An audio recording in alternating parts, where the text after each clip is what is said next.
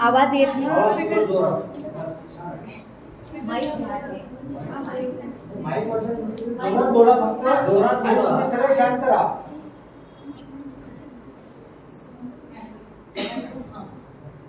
ठीक आहे भैया, पाहुण्याला घेऊन. हां चालेल. उद्या सकाळी आम्ही पाहुण्यांना घेऊन येते.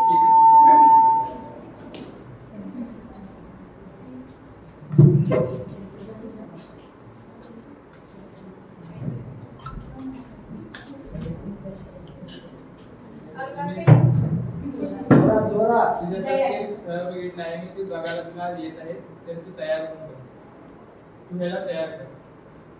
आई मला एवढं लग्न करायचं. हो दे, तू काळजी करू नकोस. चांगलं कळाले, चांगली होती आहे, चांगला पगार आहे, चांगली शेत आहे. आणि नको का म्हणते आज नव्हतं तू लगीन करायचंय ना, चांगलं तरी काय आपण करू. तू तयार कर. सेंटर इकडे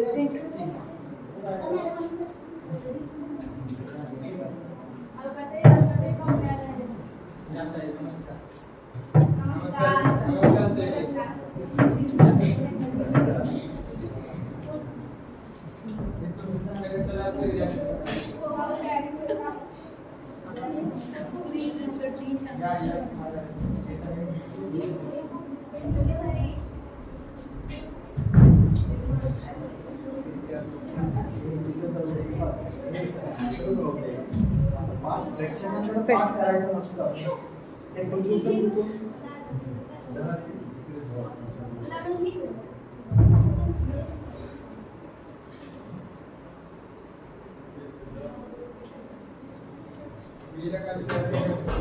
आवाजच नाहीये.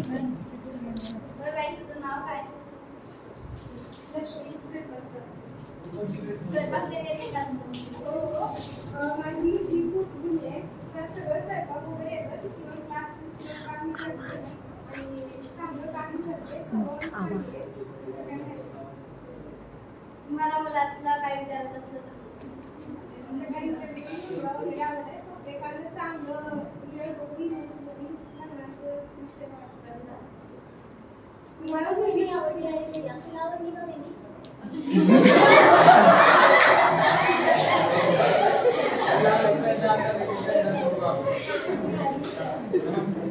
आवाज मोठा.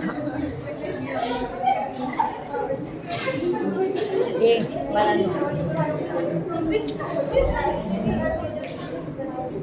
पुढेच पुढे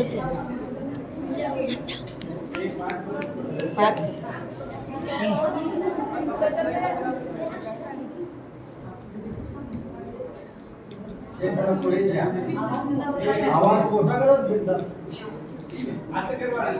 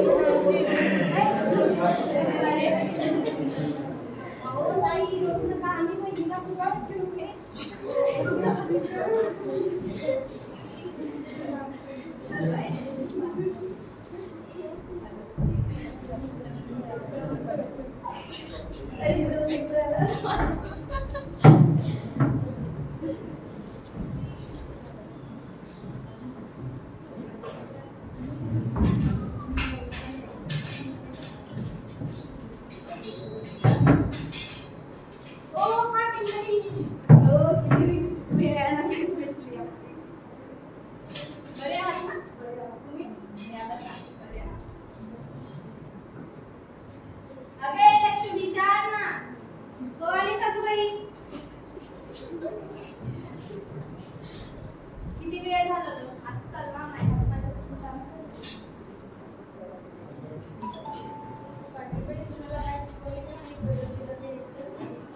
लक्ष्मी बदल घ्यायला सांगितलं होतं ना तुला?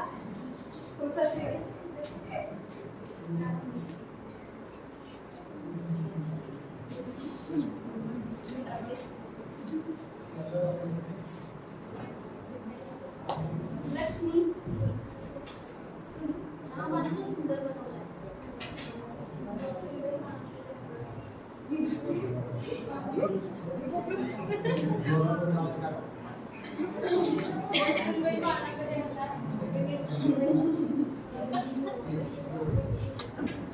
लक्ष्मी राजेशकडे बघते आणि आपल्या स्वयंपाक कामातून निघून स्वयंपाक करत असते. तसेच राजेशही निघून आतल्या खोलीत जातो.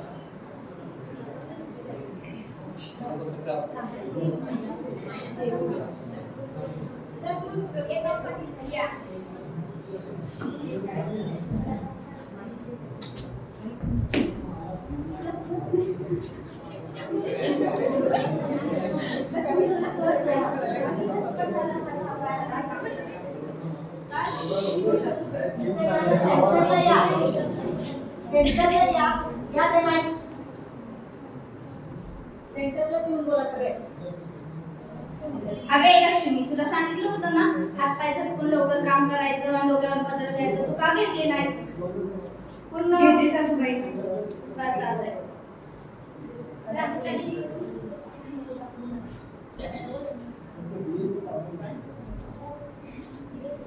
आई आई हे बाळा एक समोर बस खाली. वहिनी फॅन चालू कर.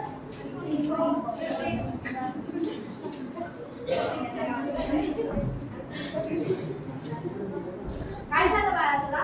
माझं डोकं खूप दुखतंय. वहिनीला सांग चांगला चहा करायला. अगं लक्ष्मी चहा करून आण ना. हो आणते सगळे. घ्या ताई.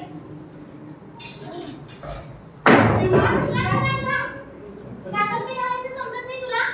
माझ्या भावाचं नशीबच फुटकं असल्यासारखी वेळ घेतली मला. काय झालं बाळा? नाही चहात साखर नाही का दिली? जाऊ दे, तू पण लक्ष्मी, तुला चहा नाही करता येत ना? तुझ्या आईकडे नाही.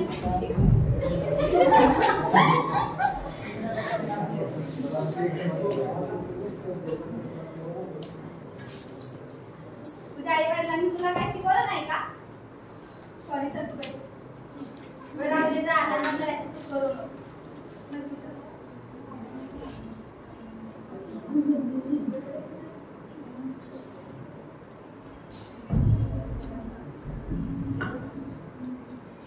काय एवढी माझ्या आयुष्यात रोज तेच तेच तीच ओरड तीच कामं तेच सक्तीचं वागणं आणि राजेश त्यांना तर काहीच नाही वाटत. त्यांच्याकरिता माझं तर अस्तित्वच नाही. काय माझं बालविवाह करण्यात आलं. का मला माझ्या शिकण्या करण्याच्या वयात एवढ्या मोठ्या जबाबदारीत गुरफटण्यात आलं? का फक्त माझ्याशीच का? लक्ष्मी तिच्या आईला भेटण्याकरिता जाते. ती गप्प गप्प असते. तिच्या आईला लक्ष्मी सोबत काहीतरी चुकीचे घडत असल्याचे अजून जाणवते. ती तिला स्वतःच्या गळ्याला लागून बोलते.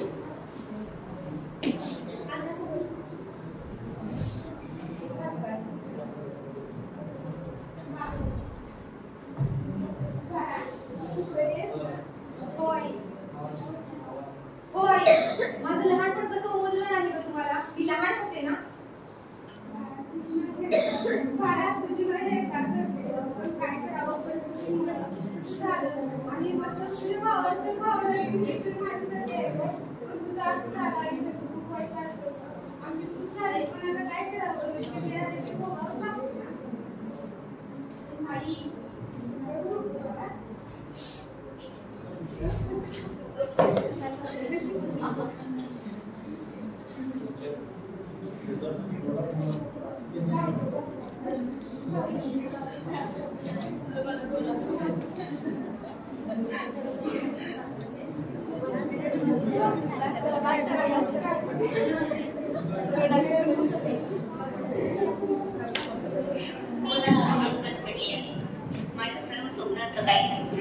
जी मी माझ्या उज्ज्वल भविष्याकरिता बांधली होती या घरात माझी नुसती घडसाण होती. इथे मला दाबून ठेवल्यासारखे माझ्या जीवाची घुसमट होते. काय होईल माझं?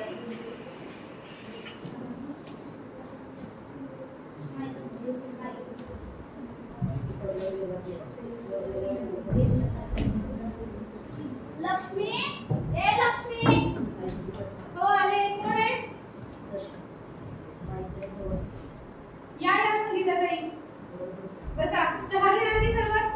झाले.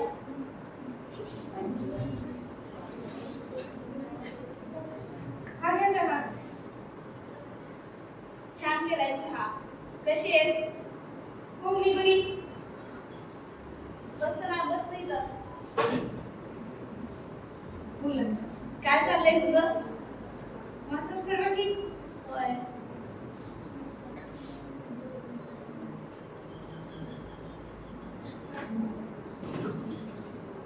घरी सगळं ठीक आहे ना? हो ठीक आहे. सासू सासरे काय त्रास देत नाहीत ना? नाही.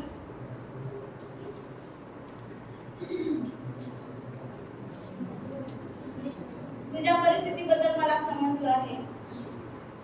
आता या सर्व गोष्टीला फार उशीर झालेला आहे. लक्ष्मी, कधीच उशीर होत नसतो. तू तुझ्या मतावर ठाम राहा. मी तुझ्या पाठीशी आहे. संगीताचे शब्द ऐकून लक्ष्मीला राहवत नाही. तिला रडू येतं. दुसऱ्या दिवशी गावात सभा असते. सभेत लक्ष्मी आपल्या नवरा, सासू सासरे यांच्या विरोधात संगीताच्या पाठिंब्याने बोलते आणि आपल्या मतावर ठाम उभी राहते. आता गावकऱ्याची सभा आहे.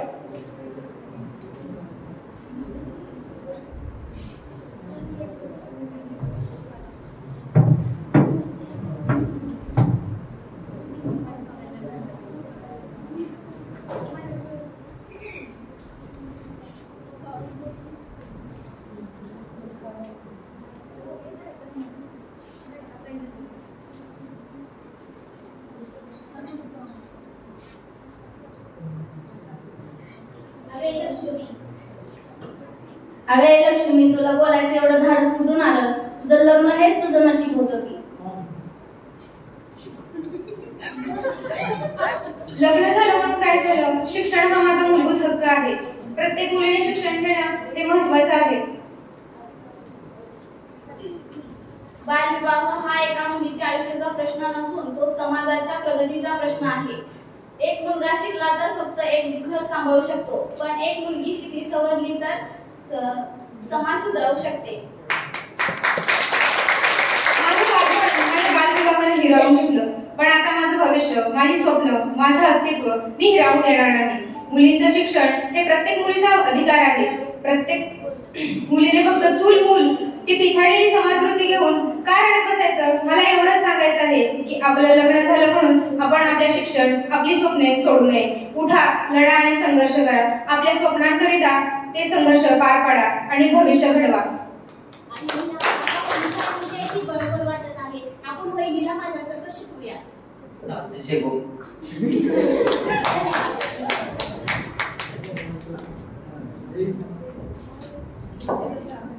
तुम्ही आम्हाला आमचे नाटक सादरीकरणासाठी अपुरेशी निधी दिली त्याबद्दल सगळ्यांचे धन्यवाद.